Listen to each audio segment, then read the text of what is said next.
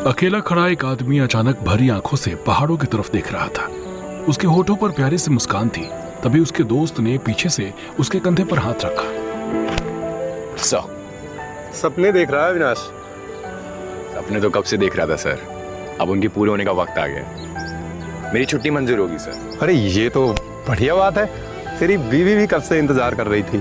Sir शादी वाले दिन ही बुलावा आ गया था। ना बीवी से बात करने का मौका मिला, ना उसके आंसू पोंछने का। साफ साफ बोलना, न हनीमून पर जाने का मौका मिला और न इस सुहाग रात मनाने का। अब दिल के सारे अरमान पूरे कर लेना। 1 महीने की छुट्टी मिली अरुण सर, हनीमून तो बनता है। देश की सरहद पर ऊंचे पहाड़ों और घने जंगल से घिरी सेना की एक चौकी पर हमेशा की तरह हल्का फुल्का और खुशनुमा माहौल था।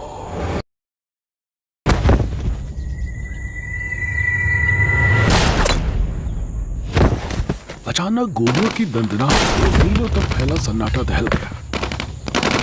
बाकी फौजी भी तेजी से उठकर बंदूकों की तरफ दौड़े, लेकिन वहां तक पहुंचने से पहले ही सब एक एक करके गोलियों का निशाना बन गए। कुछ ही देर में वातावरण फिर से पहले जैसा शांत हो गया। भारी कदमों की आवाज चौकी की तरफ बढ़ रही थी। बड़ी दाढ़ी और क्रूर चेहरे वाला एक लंबा चौड़ा आदमी 5 लोगों के साथ चौकी पर पहुंचता है। खून से लथपथ फौजियों की लाशें जमीन पर पड़ी थी। इतने भयंकर मंजर को देखकर उस आदमी के चेहरे पर एक गर्वीली मुस्कान आ गई। जनाब, मुबारक हो, मिशन कामयाब हो गया। एक गोली चलाने का मौका नहीं दिया इन्हें, एक ही बार में सब खत्म। ठीक है जनाब। वकूफ कहीं के, तुम्हारे मुल्क ने तुम जैसे कमजोर सिपाहियों को यहाँ इसलिए भेजा ताकि हमारा काम आसान हो जाए। हिंदुस्तान वालों, तुम्हें शांति चाहिए ना? मौत से बेहतर शांति कहाँ होगी? कहाँ होगी? कहाँ होगी? बॉर्डर पर जितनी भी चौकियां हैं, एक एक करके सब मिटा देंगे। वो दिन दूर नहीं जब इस पूरे इलाके पर हमारा परचम लहराएगा और ये पूरा खूबसूरत इलाका हमारे मुल्क का हिस्सा होगा।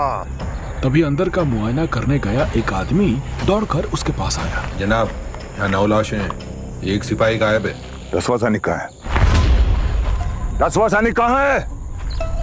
हमें खबर मिली थी कि यहाँ पर 10 सैनिक हैं। ढूंढो, जाओ अंदर देख। एक सिपाही गायब यहाँ से। हमने 9 लोगों को मार दिया, लेकिन एक नहीं दिख रहा। नहीं नहीं, भागने का सवाल ही नहीं होता, हमने मौका ही नहीं दिया। जनाब, अगर आप कहें तो मैं उसके पीछे जाता हूं।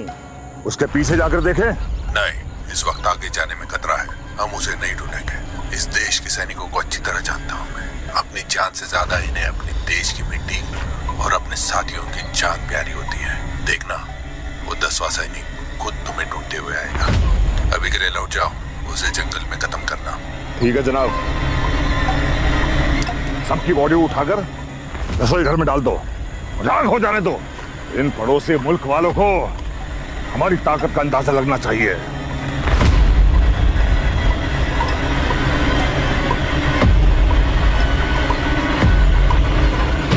कुछ ही देर में पूरी चौकी आग के लपटों से घिर गई। अपने साथियों के साथ सरदार मुड़कर जंगल की तरफ चल पड़ा, लेकिन एक सवाल उसे अब तक परेशान कर रहा था। जंगल के रास्ते से गाड़ी पर सवार विक्रम अपनी चौकी की तरफ बढ़ रहा था। सुबह अंधेरे में ही वो राशन और जरूरत का बाकी सामान लेने अगले चौकी के लिए निकला था। विक्रम 6 फुट का लंबा आकर्षक नौजवान था। गोरा रंग, गहरी काली आंखें और तराशा हुआ चेहरा। देखकर यूनिट वाले उसे हीरो कहते थे। फौजी ट्रेनिंग के बाद उसके मजबूत कंधों और चौड़े सीने पर वर्दी बेहतरीन लगती थी। पिछले 6 महीने से वो देश की आखिरी चौकी पर तैनात था। ये उसकी पहली पोस्टिंग थी, जो उसकी सजा का हिस्सा थी। विक्रम के पिता बचपन से वर्दी वाले जवानों को देखकर खुद भी सेना में भर्ती होने का सपना देखते थे। जब विक्रम के नाम सेना की ट्रेनिंग यूनिट में दाखिले का खत आया तो उसके पिता विक्रम को गले लगा के रो पड़े।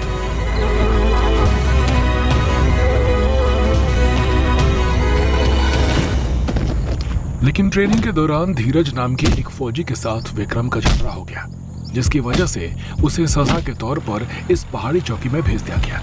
वैसे यहाँ कोई खास तकलीफ नहीं थी, सिवाय इसके कि 6 महीने में उसने एक बार भी गन नहीं छोड़ा था। एक असली फौजी होने का उसे अब तक कोई अनुभव नहीं मिला था।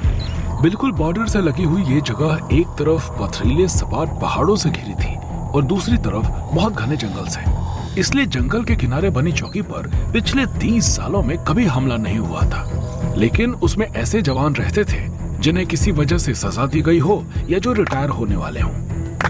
इसलिए वो सभी दोस्तों की तरह हंसी मजाक करते हुए अपने दिन बिताते थे। विक्रम जानता था कि इस वक्त सभी बाहर बैठकर कैप्टन अरुण के गिटार का आनंद ले रहे होंगे। 2 दिन पहले की तरह शायद सब उन्हें छेड़ भी रहे होंगे। 2 दिन पहले का मंजर याद आते ही उसके चेहरे पर मुस्कान आ गई। मेजर रवि अपनी पत्नी और बेटे की तस्वीर निहार रहे थे जब कैप्टन अरुण गिटार पर एक प्यार भरी फिल्मी गीत की धुन बजा रहे थे। जी, ये गाना आप अपने लिए बजा रहे हैं या फिर मेजर साहब के लिए? सबके लिए सूबेदार साहब। आपको भी भाभी जी की याद आई है नहीं? आई तो सही। भाई हम अपनी बीवियों को प्यार भरे गीतों से नहीं, फोन पे मिली फटकार से हम उन्हें याद करते हैं। भाई मौज मस्ती तो आप लोगों की है। अच्छा बताओ, तुम्हारी मंदगेतर विशाखा ने कभी तुम्हें डांटा है, कभी गुस्सा किया है? एक बार हुई थी सर, क्योंकि महीनों से छुट्टी पर ही नहीं जा पाया था। चल चले, उसको डांट नहीं बोलते, उसको प्यार की फटकार बोलते हैं। हमारी उम्र तक आते आते प्यार का भरपूर चक्कर हो जाता है, पता ही नहीं चलता। और रह जाती है गुर्राती हुई श्रीमती जी, चाहे वो फोन पे हो चाहे वो सामने हो। अरे देश की सेना के इतने बड़े अफसर जो किसी दुश्मन से नहीं डरते, अपनी बीवी की एक छोटी सी आवाज में चुप हो जाते। अब साहब जी, असली सरकार तो घरवाली की होती है। और एक बात कहें, देश की सत्ता तो आप अपने वोट से हर 5 साल के बाद बदल सकते हैं, लेकिन शादी के बाद घर पर हुकूमत तो परमानेंट बीवी का ही होता है और आप इसे बदल भी नहीं सकते। जब ये सारी बातें सुन के अब शादी का इरादा मत बदल लेना सर। महीनों की ड्यूटी के बाद जब बीवी का मुस्कुराता शर्माता चेहरा देखने को मिलता है ना, तो ऐसे लगता है जिंदगी में बाहर आ गई। अविनाश केंद्र का शायर कहीं कोने में बैठ के अपनी बीवी के लिए कविताएं लिखते। अब एक गलती के कारण यहाँ पोस्टिंग कर दी, तो अपने अंदर के फौजी की जगह अपने अंदर की शायर को जगह दी। सर क्या बाकी पोस्ट पे ऐसा नहीं होता है? मतलब वहां क्या हमेशा लड़ाइयाँ होती रहती हैं?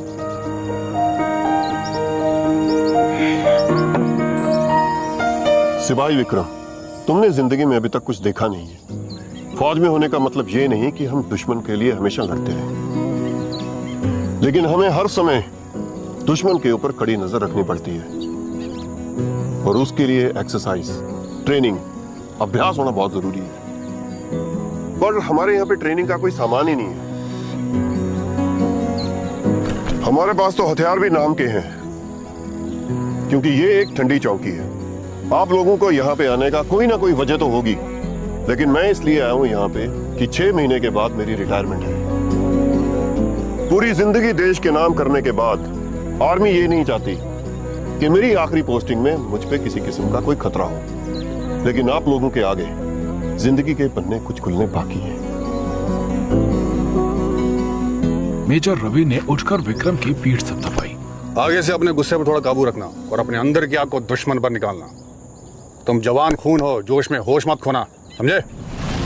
विक्रम ने ट्रेनिंग के दौरान हुई लड़ाई के बारे में किसी को नहीं बताया था, ना ही वो अब कुछ कहना चाहता था। सिर्फ सर हिलाकर अपने अफसर की बात मान ली। जी सर, गुड। ऐसे ही खुशनुमा चुटकियों और सीखों में हर दिन गुजर जाता था।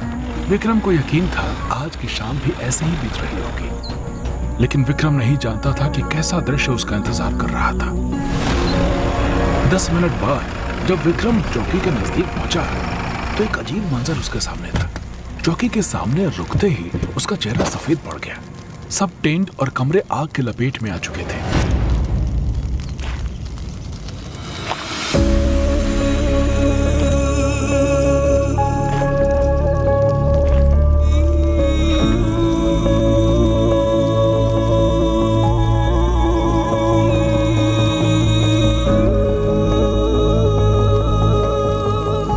विक्रम की आवाज कांपने लगी। हिम्मत करके वो आगे बढ़ा। अंदर जलती हुई 9 लाशें थी। कैप्टन अरुण का टूटा हुआ गिटार एक कोने में अब तक आग से बचा हुआ था। चौकी के सब अफसर और जवान अपने हथियार यहीं रखते थे, क्योंकि इस चौकी पर कोई खतरा नहीं था। कभी अपनी सुरक्षा के लिए हथियारों की जरूरत ही नहीं पड़ी। आज भी हथियार अनछुए वहीं पड़े थे।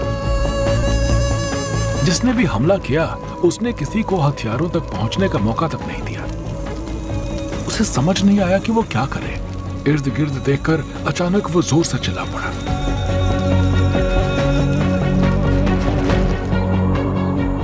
उसकी दिल दहला देने वाली चीख पहाड़ों में गूंज गई। धुंधली आंखों से उसने ऊंचे पहाड़ों को देखा और जोर से चिल्ला पड़ा। तुमने दुश्मनों को रोका क्यों नहीं? तुम तो हमारे देश के पहरेदार थे ना, फिर आज मेरे साथियों को क्यों नहीं बचा पाए तुम सब?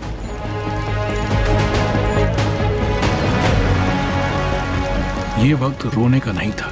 उसके साथी जिन्हें वो भाई जैसा मानता था शहीद हुए थे। ये खबर अगली चौकी तक पहुंचाना जरूरी था, जहां सैटेलाइट फोन था। वो जगह भी जलकर राख हो चुकी थी। विक्रम के पास किसी को संपर्क करने का कोई जरिया नहीं था, सिवाय इसके कई घंटों के सफर के बाद अगली चौकी तक पहुंचता। एक लंबी छुरी के अलावा वहां कुछ नहीं बचा था। विक्रम ने छुरी उठा ली। निहत्थे सिपाहियों के पीछे से आकर वार करने को बहादुरी नहीं कहते। कायर हो तुम और तुम्हारा देश, लेकिन मैं अपने साथियों के बलिदान को खाली नहीं जाने दूंगा। बदला लूंगा मैं। मेरे एक एक साथी की जान की कीमत चुकानी होगी तुम्हें। आखिरी बार उसने फिर से सब तरफ नजर दौड़ाई। जहां रोज शाम को हंसी की फुहारें और कैप्टन अरुण के गिटार की धुन सुनाई देती थी, वहां आज मौत का भयंकर सन्नाटा था। ये कैसा अंत था इतनी जिंदगियों का? कर्नल राकेश, जो कुछ महीनों में रिटायर होकर अपने पोते पोतियों के साथ खेलना चाहते थे। मेजर रवि, जिनकी बीवी और 2 साल का बेटा उनका इंतजार कर रहे थे। कैप्टन अरुण, जिनकी शादी होने वाली थी। सूबेदार हनुमान सिंह, जिनका बेटा कुछ दिन पहले ही अफसर बना था। अगर दुश्मनों से लड़ते हुए इनकी मौत होती तो इन्हें खुद भी इसका अफसोस नहीं होता।